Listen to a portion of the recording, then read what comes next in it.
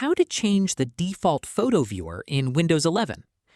First, open Settings by pressing Windows plus I. Now click Apps, then select Default Apps. In the search box, type Photos or the image file extension you want to change, such as .jpg. Click the current default app next to the file type. A list of available apps will appear. Select the photo viewer you want to use, such as Photos, Paint, or another installed image viewer. Click Set Default if the option is available. You can repeat these steps for other image formats like .jpeg, .png, and .webp if you want them to open with the same app. Now, open any photo to test the new default viewer. That's it. You've successfully changed the default photo viewer in Windows 11. If this tutorial helped, don't forget to like, subscribe, and turn on notifications for more Windows troubleshooting tutorials.